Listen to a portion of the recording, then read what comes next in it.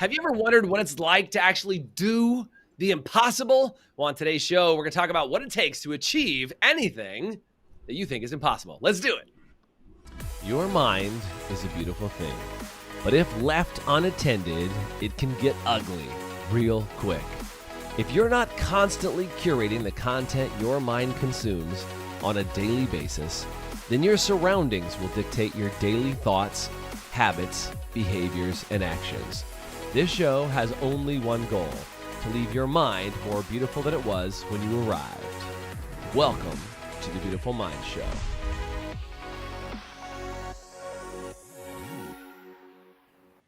Hey guys, welcome to the show. My name is Jason Everett. I'm your host today for this amazing episode of Beautiful Minds. And with me today on the show is a friend of mine all the way from Australia. Please welcome to the show, Jade Green. What's up, Jade? How are you?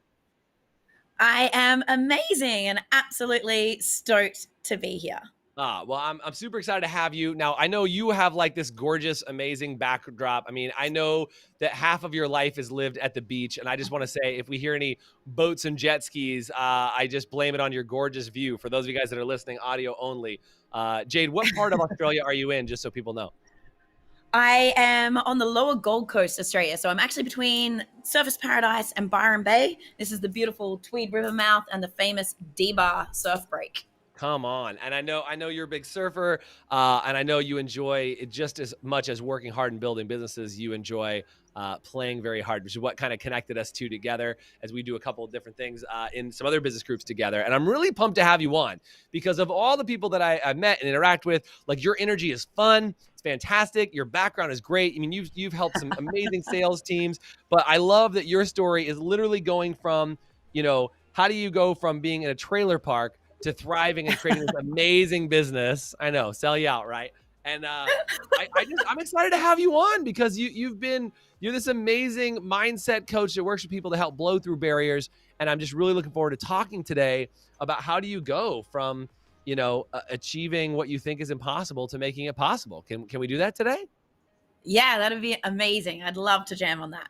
That would be awesome. So tell me a little about your background, your story. So for our listeners that are on that don't know you, I know I kind of dropped out a piece of it there, but tell me about your journey. What got you into mindset and what kind of helps you be an expert in that? Yeah, beautiful. So yes, you did throw me under the proverbial bus. I did grow up in a trailer park until, I was effectively there till I was age 9. Started literally in a little trailer. Dad managed to get us up to a bigger trailer and started building trailers. But it was one of those interesting childhoods, as you would say. So trailer and trauma to triumph is really the story. It's very colorful. My dad is an ex-merchant navyman come mercenary for going through the Congo, helping pull out child soldiers. So sometimes the F word falls out of my face a lot. So I apologize in advance. I like for that that. it just falls out of your face. Not that you intentionally use it to create shock and awe. It just can and may fall out of your face at any given time. Well, podcast safety rule 1, we're okay. Okay, good. I'm I don't know how good producer Bob is on the beep, so I know the line. Yeah, there's no bleep on producer Bob. There's no delay. Okay. There's no delay, Jade. We're real time. So, okay. Sorry, Bob. So yeah, I think a lot of people, we were having a funny stories about school reunions and things like that before we got on. But one of the most common things that gets said to me is, "How are you so normal?" And I'm like, I don't know what your version of normal is. Mercenary dad, trailer park, the whole thing that doesn't really conduce itself to be a normal I mean, let's be clear though, you're not that normal, but you're well adjusted is what I would say. For normal in comparison, because they're like, how I grew up and brought up 2 of my sisters. So had 2 of my sisters live with my dad and I when he was single parenting. I was basically the mom, and everyone just assumed that we'd be barefoot pregnant before we were 18 and not finished school and on drugs or that would be the quintessential version of what you would expect from our childhood, how we would grow up. Yeah. So now you work with people to create kick-ass teams. You do some incredible work in sales. I mean, I know you've had an amazing career with sales and training and mindset coaching. What got you into the mindset space? I mean, was it just that you had this like big thing that you've overcome, or was going down that mindset journey or because of your childhood like that? Look, I definitely think it's because of the childhood, but Mm-hmm. it was. I started getting asked to speak at events, and people are like, "Oh, can you just come share your story?" And I'm like, "Why?" Like, and they're like, "But you're so inspirational. Like you've like where you've come and what you've built for yourself, and like the business you've got and all these things. And can you just share your story?" And I was like, "Isn't everyone like this? What do you like? I don't understand." And the more you Mm-hmm. talk to people, that are stuck in this victim mentality, or they've got all these Mm-hmm. excuses because they didn't grow up with, um, with what other people had, or with the parents, or with the money, or the this. I'm like, Right. oh no, you don't. You just make the choice yourself. Like, what do you mean? I got invited to speak on the breakfast show one year because I'd won a Stevie for women in business, and they're like, "Can you come and talk about gender pay gap inequality?" And I don't think I'm the girl for that. I've never experienced that. And they're like, Mm, "What do you mean?" I said, "Well, I've just never experienced gender pay gap inequality. Like most of the time I right. was on $50,000 more than my male counterparts." And they're like, "Come tell that story." And Mm-hmm. so I think it goes all the way back to school. Like when I was younger, I norms did not apply to me. Like Mm. I used to wear a boys' school uniform because the girls' school uniform sucked and it wasn't conducive to playing basketball. And they're like, you can't be the school captain if you've got a shaved head or purple hair and wear a boys' uniform. Like you have to wear the girls' uniform. I'm like, no, the school rules say you have to wear a uniform. This is a This is uniform. a uniform. I love it. So I went about Hilarious. and changed the entire school uniform for the entire Wow. school, like from kinder to year 12. So from the tiny little ones all the way up to graduation, Hmm. made a what I thought was a more gender neutral, appropriate uniform, and that kind of set the tone. It's like that mindset of no, I like just because you said it doesn't mean that I need to do it. And Has if to I be. want something, I'm just gonna. Totally. I don't take no for an answer, and I I think love that it. just sets the tone for my life, and just that thought process of you don't have to live inside the box, and Mm, just because you didn't have something, you don't use that as an excuse. You use it as fuel of we'll find another way. yeah, totally. So talk to me about some of the mindset stuff that you've explored. I know you were just before we started, we were talking about the 5 mindset levels. I'd love to know a little bit more about that, of like kind of what you've explored and where people typically live. Because if you're listening to the show or you're on with us live right now, I just want to know if you've ever been stuck in a spot where you felt that you couldn't do something. Do me a favor and say me in the chat. Because like I've definitely felt that way. And I'm the same way, Jade. I am one of those people who like my favorite quote that was on my wall for probably at least 5 years said, never let someone tell you no that doesn't have the power to say yes. Because Ooh.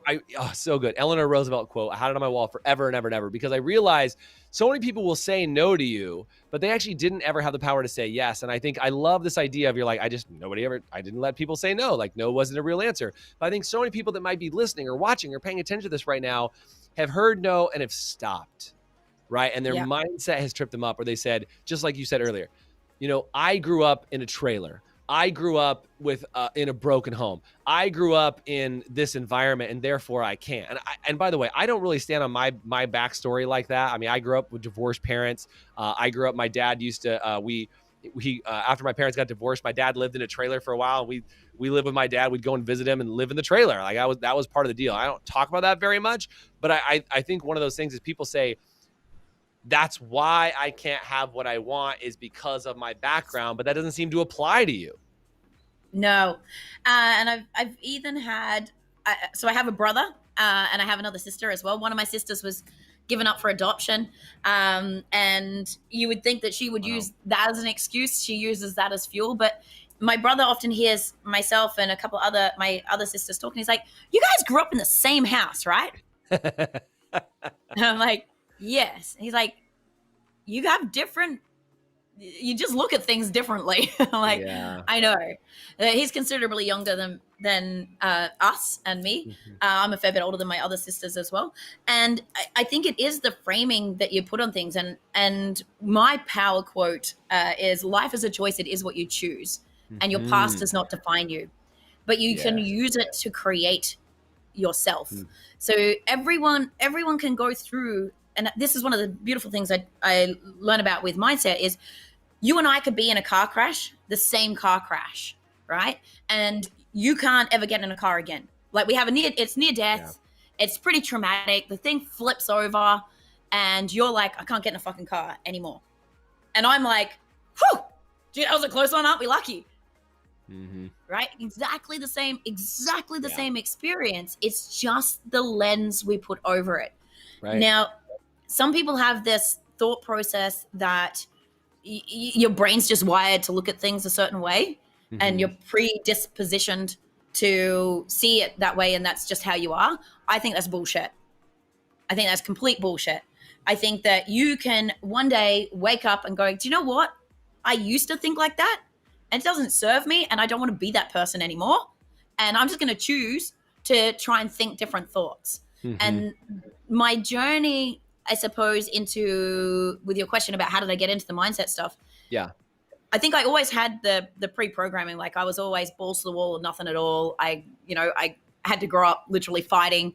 And so I had some of this in me, but also I have sisters that not necessarily the same attitude. But what took me along the journey of becoming someone that can help other people with this and going deeper into it and doing my certifications and coaching around peak performance and mindset was, I read a couple of books. Conversations with God by Neil Donald Walsh, which is where my power quote, life is a choice, it is what you choose, comes from, right? Nice. Really, really looking into that. The Untethered Soul by Michael Singer. Great book. Right? Think a better thought. Right here. Yep. Just make the choice. And so when the little bitch voice comes out and is like saying shit that I don't really love, and I know it's not really going to serve me, I'm like, okay, bitch, back in your box. Like, that's not helping right now. Like, go away. Yeah, completely. Right. So they kind of sent me down the spiral. And then another book by the Mind Valley founder, Vishen Lakhiani, called The Code of the Extraordinary Mind. Now, when I read The Code of the Extraordinary Mind, I read Conversations with God, and I attribute that to my divorce. Life is a choice. It is what you choose. You can leave. No, he was lovely. It just wasn't serving us. But I'd started on this spiral of looking at my life and What I Know for Sure by Oprah Winfrey as well, and realized what I knew for sure, that my glitter orange sports car, my Prada bags, my $5,000 watches, and my 6-star apartment that looked over the Sydney Harbour Bridge, and my search firm that had the best investors in town, and the husband that I should be so lucky to have, I was still not happy. And when I went, what do I know for sure? What I knew for sure was that I was a surfer at a soul level. And the thing that made me most me and that kept my brain most online was surfing. And I hadn't been doing it for 17 years. Yeah. Yeah. And it was time to change. So that started a process. Then I come across The Code of the Extraordinary Mind and started reading about the stages and states of consciousness and Michael Beckwith's theories around like the 4 levels, like life happens to me, through me, by me, for me. To me, by me, through me, for me.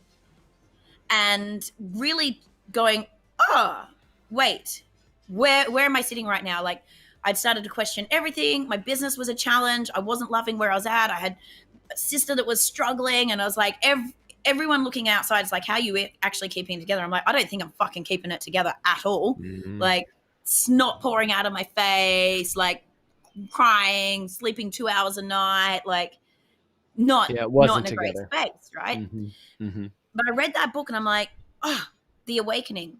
And there was stuff in there about the company culture as well. But I was like, I'm going to fly to KL and I'm going to convince Vishen to license me as the Mind Valley trainer first. Like, I'm going to bring Mind Valley to Australia and I'm going to teach this stuff to businesses, because if I can convince, like, that's where I can have a bigger impact. If I can get just convince the business owner to let me have their people, I can start helping change people's mindsets and move them from this what I now use with my other certification with Being More Human, the sufferer victim level mindset. And how can I help them move from everything happens to me, I'm a victim, everything happens to me, I'm not in control. And fast You're at forward the the story, effect. I did manage to convince Vision to license me in Australia. So that's a whole nother mindset thing of belief and manifestation. But being able to look at it and go, right, we are not our thoughts, right? You are not your thoughts. You can control them, and you can choose, and you can create your own reality. And if we go down the Mind Valley way there, you can bend your reality by creating it and choosing the lens that you look through things. Love it. And this, where energy, like where you focus, energy goes. And wherever you send your energy is what's going to grow. Right. Let's do this, Jade. When we come back, we have to take a short break. I want to talk about the 5 levels of mindset. I want to talk about how do you start identifying that survivor victim mentality so you can change out of it, because that is one of my biggest peeves, is people being stuck there forever. So let's talk about it. But right when we come back from this break, stick around. We'll be right back. Would you like to have an even more beautiful mind? Well, we'd like you to have one, and we actually created a 7-day Beautiful Minds Challenge, which is a little bit of a choose your own adventure challenge for just 7 days. And I really think you can do anything for 7 days.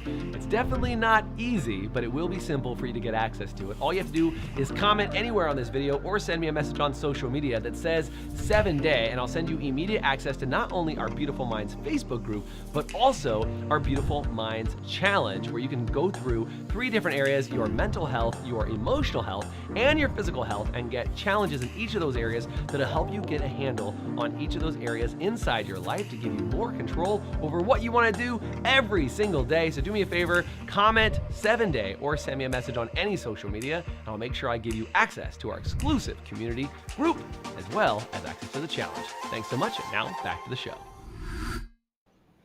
Welcome back. I'm chatting with Jade Green, all the way down from the Gold Coast in Australia. And we're talking about mindset. We're talking about how do you actually switch from being that victim mentality, that survivor mentality, where like the world might be doing you wrong, and getting you into a position that you can be successful.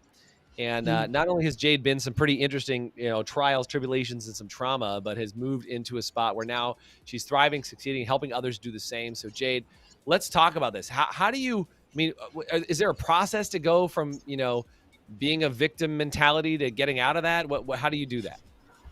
Yeah, sure.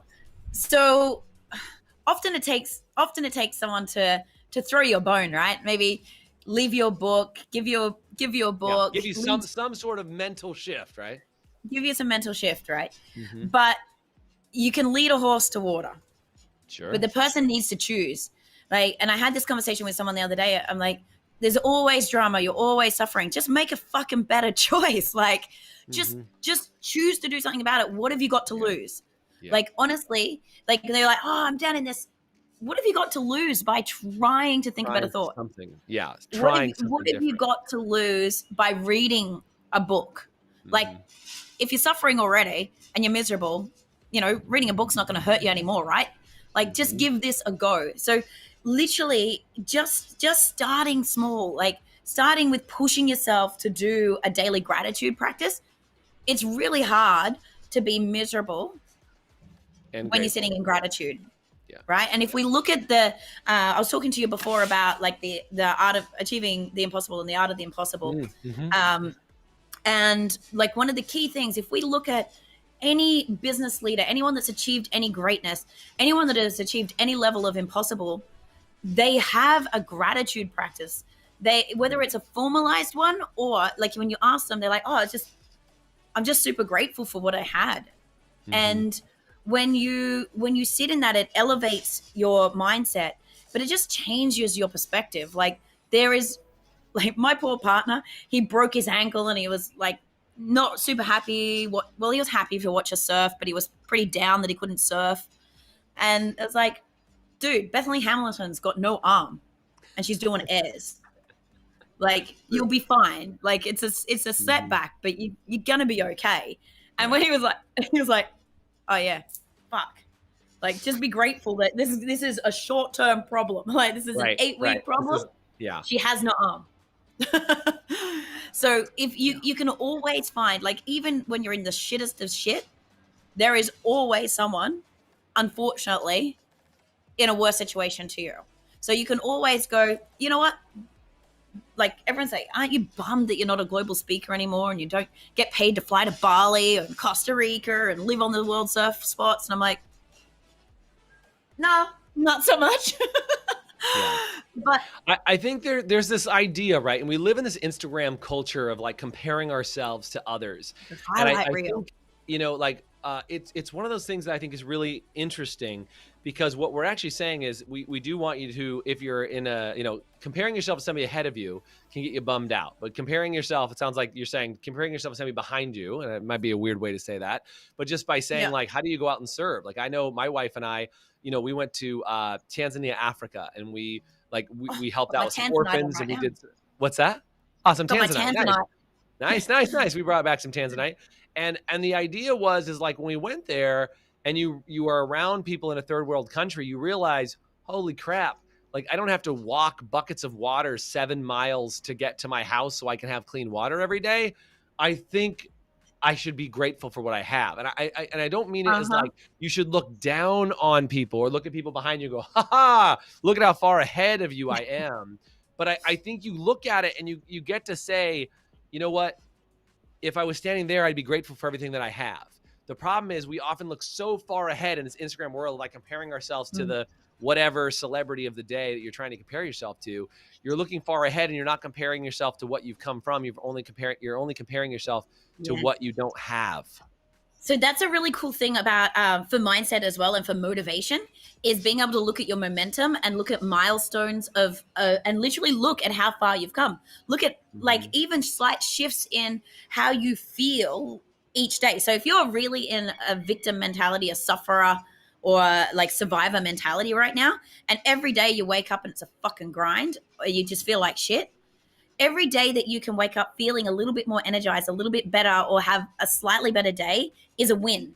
And you should acknowledge that and give yourself a pat on the back for that, right? Just if you can start to put in some milestones that you can measure for your own progression, that's one of the key hooks. And Stephen Kotler talks about it in The Art of Impossible. For keeping momentum, keep being able to hit flow state, being able to achieve the impossible, is having those markers, being able to look back at where you've come and giving yourself that pat on the back to move forward and see where that next marker is. Like, what's the next thing you want to achieve? Maybe it's just getting up a little bit earlier. Maybe it's just reaching out to one friend a day. Like, do you know what I mean? Like, whatever it is that can move you forward. I don't want to take away from looking to people for inspiration, though. But choose your the right way to look at it, right? Wisely. Yeah. Really think about what is it that you want to emulate. I think it's different to look to somebody for inspiration versus looking to somebody for envy, right? Like, I think that's a whole different thing. Is like, I get inspired by watching people. I mean, look, I've seen you run around your sports car with your surfboard out the back, and I'm like, that sounds like a good day. Like, I love stuff like that, right? It's like, you got convertible surfboards sticking out the back. I love stuff like that. I love watching some of my friends who are doing incredible things and, buying incredible houses and creating incredible businesses. Like, I love to be inspired.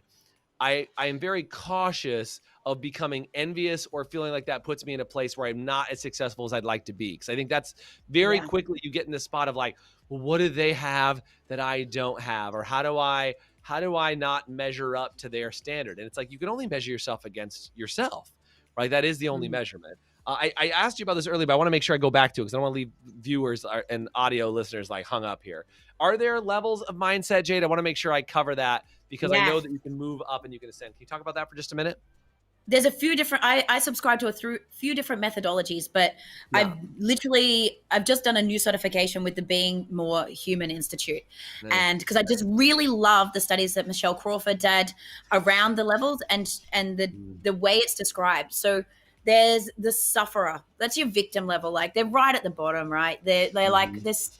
They just listen to the word. They're suffering, right? Everything's happening to them. Yeah, like, that's what we're talking about. They're not in control. It sucks down there, right? You just feel like everything's bad. Just happens to you, and you have no control. It happens to me. Why does this always happen to me?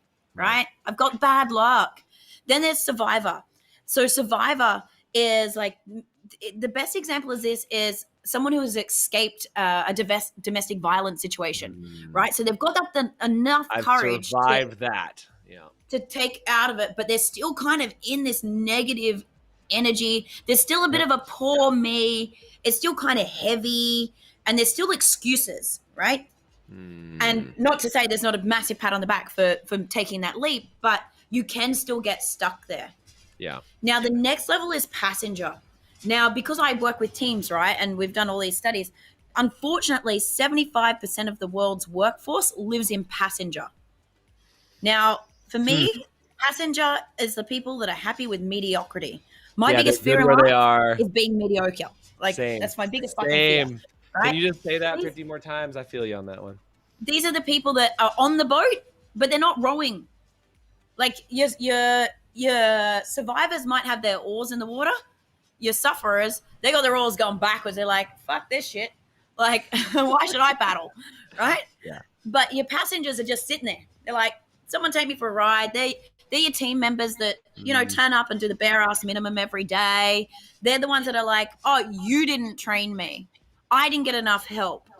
Like, I did that's not my job. You just triggered all my past trauma. That was it, Jade. You took it all out. All my employees that are no longer with me. No, I totally feel it. Right? I know, I'm familiar with those people. So, but the majority of the world is those people, right? They're complacent, or they just do enough. Yeah. Then there's the next one, which is a driver. So the drivers are like, okay, I want a promotion, or I want this in my life. I've set some goals. I'm reading some books, and they are taking some control. They're in the driver's seat now, right? But your thrivers are the ones that are just taking it to the nth degree, and they're taking other people with them. They're like, I'm going to lead the charge. Like, I'm nailing this. I've got, like, the blinkers are off. The barriers are down. The no is not a fucking answer, right? We're going after it. And the thing is, the thing that's really important, and this is what I really do love about Michelle's work, is a lot of people think that you have this mindset is just who you are in all areas of your life. But the way they look at it is you can have different mindsets and different ways of viewing things at different parts of your life. So your health, you might be down in suffer or survivor. Like, I can't control my health. It's just my genetics to be like this. I'm big boned. Or I'm too busy. It's because I'm too busy. It's work's fault. Or my wife cooks this. Or blah, my husband won't eat that. Or, do you know what I mean? Like, then we're down below the line thinking. Or we're just, we eat what we're given. Or, do you know what I mean? Whereas we're not taking control. So if you look at your different areas of your life, then you can apply the different mindsets and do a little survey on yourself. Like, where am I sitting? You can even just do a mental note for yourself. Go, okay, in my relationships, intimate, friendship, like work relationships, am I a 1, which would be a sufferer, or am I a 5 where I'm a thriver? Like, I'm driving those relationships. I'm curating them. I'm creating them. I'm on the front foot. You can do it in your business, in career. You can do it in your health. You can do it in your money situation. Like, you can look at the different compartments of your life and think about where are you, and just be really honest with yourself. Once you've acknowledged it, like, I went through it and went, ooh, there was one area that I was sitting at passenger. And I'm like, how do I change that? Yep. And it was my limiting belief that was making me be like that. There's some baggage I need to clear out of the way to be able to get back into the driver's seat. I love it. I love it. And by the way, if you guys are connecting with this, hope you are. Do me a favor and say connecting deep in the chat if you're on with us live. And hopefully if you're just listening along, hang with us. By the way, Jade, I know we're running a little bit over, and I wanted to make sure people can connect with you. If they want to go get information on how to connect with you, what's a good way for them to track you down? On what form of social, or where can they go? Yeah, beautiful. All of my socials are at Jade Green AU. The AU stands for Australia. So Jade Green AU. Right. Hit me on any of the socials on that. Otherwise, you can jump over onto jadegreen.com.au and just flick us a message. Right on. Well, I love it. And we'll be flicking some messages out your way down there in Australia. Super appreciate having you on today, Jade. And we'll have to have you back so we can go even deeper into this subject and talking about how do we get people to a place where they can continue to grow. I really appreciate your insights. I really appreciate your energy more than anything else, because I think that that's what helps you become successful, is the way in which you the way in which you take on tasks. I really got that out of you today, Jade. So thank you so much. Guys, thanks for joining us today. Thanks for watching the show, and thanks for being a part of the Beautiful Minds crew. Thanks, Jade. Have a great day. Thanks, guys. See ya. Thanks for joining us on today's show. If you want to get access to our 7-day Beautiful Minds Challenge, you can either comment below and just say 7-day, and I'll shoot you the information so you can get immediate access to that, or find me on any social media and just send me the message 7-day, and I'll make sure I get that out to you right away. And if you really enjoyed today's show, it would do me a huge favor if you went online, whether it was Spotify, Pandora, or iTunes, or any sort of podcast platform that you can find us on, and search for The Beautiful Minds Show, subscribe to our channel, and then make sure you give us a rating. Every time you give us a rating, it helps us get more eyeballs on our show and help more people have a more beautiful mind. Thanks again for joining us.